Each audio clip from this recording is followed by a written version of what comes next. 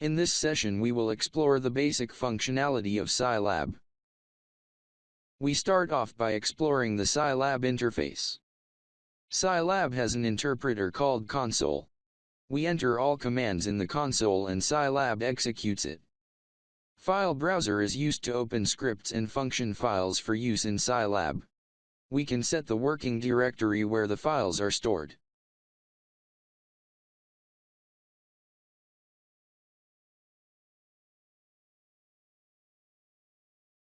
From File menu, we can open files and set working directory.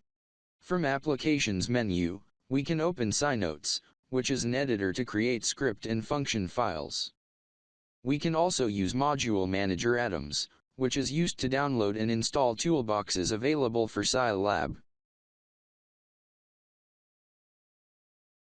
Using the Help menu, we can get the help files and other resources. Now, we have a variable browser, where all variables defined in Scilab are stored and displayed. We can also edit certain type of variables from the browser. Any command executed in the console is saved in the command history file, and its content is displayed in the history browser. We can rerun any command from the history browser by double-clicking the command. Now, in the console, we define some variables and assign values to them. Then, we can perform simple operations in the console.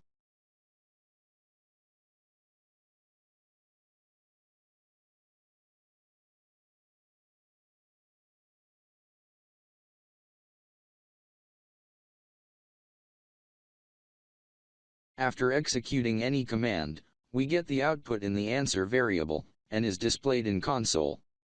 We can suppress the output by putting a semicolon at the end of the command. Using the variable browser, we can check the value of the variable and also modify it.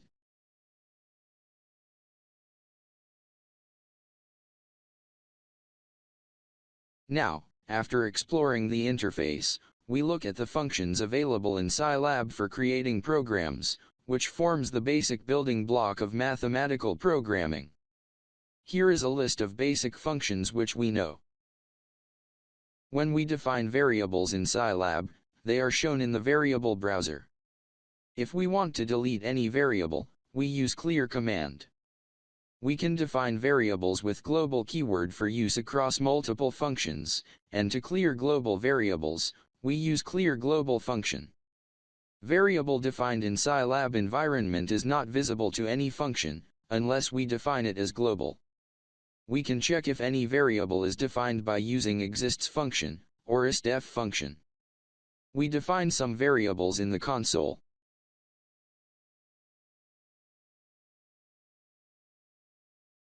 Then, we delete variable c. Then, we define global variable d and assign value to it.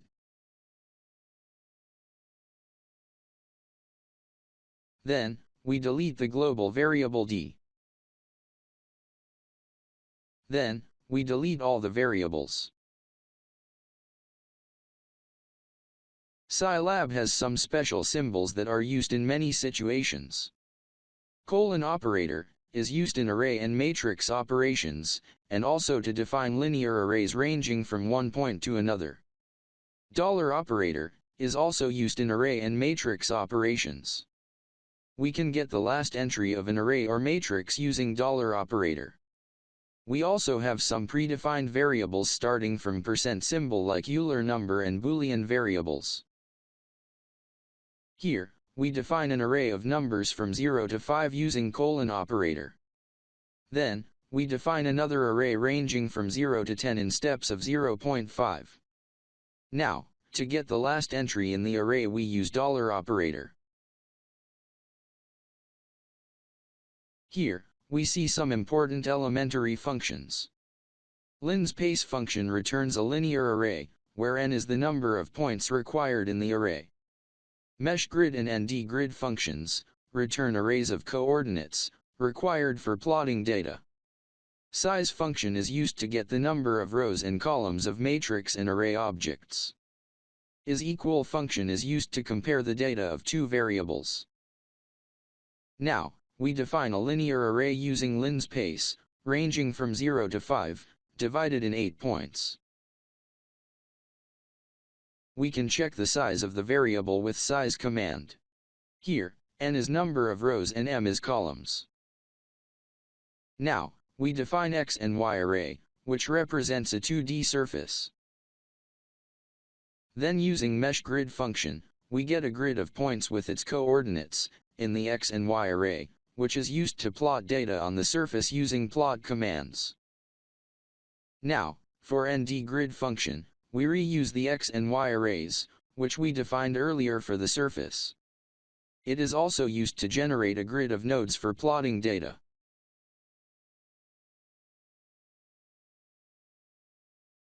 Here, we see some functions which are used to display and print variables in the console. Disp function is used to display any variable in the console, and is usually used within scripts and functions for showing values of variables in the console.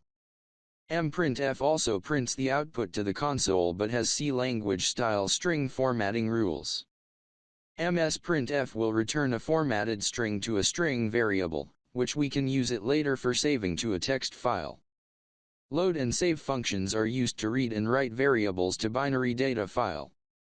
Now, we see how these functions are used.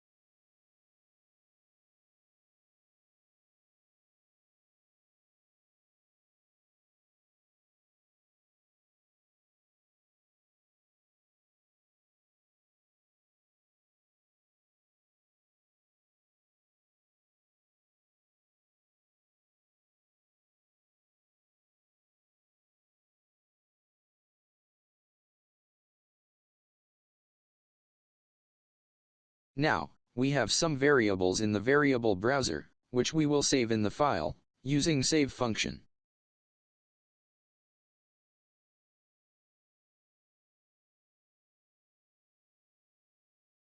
The file will be saved in the working directory.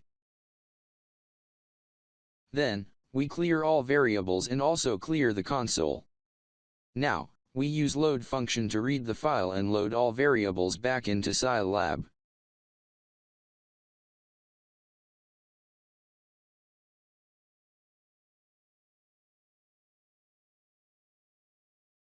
Now, we see functions used to work with strings. String is a data type used in any programming language, and it is used to store characters. We can convert numerical data to strings, using string function. We will explore these functions in Scilab. Now, to define a string variable, we enclose the string in single or double quotes.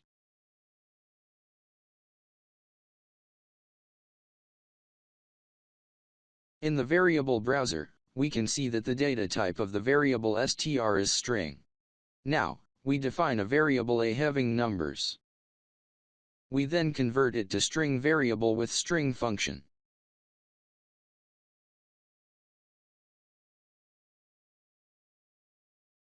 Now, we convert the str2 variable from string to double data type. For this we use str to d function. This function is used to convert strings with numbers to double data type, when we read text files into Scilab. Now, suppose we have a string variable with combination of letters and numbers. Then, we can split the string using delimiters. Here we have variable str, with letter and numbers separated by comma. We split this into characters using strSplit function.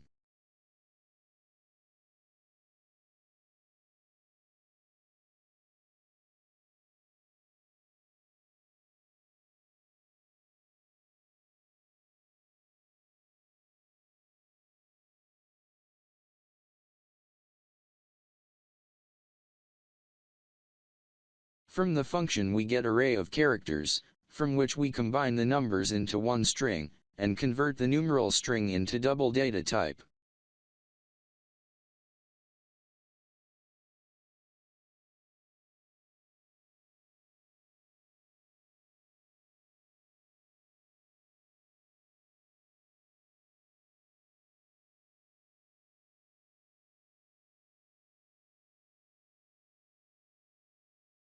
This way we can manipulate and work with strings in Scilab. Here, we have some functions to get the date and time data. Using the tick and talk functions, we can create a timer to measure any operation and estimate its performance. Clock and date function are used to get current date and time. That brings us to the end of this session. Thank you for your interest and attention.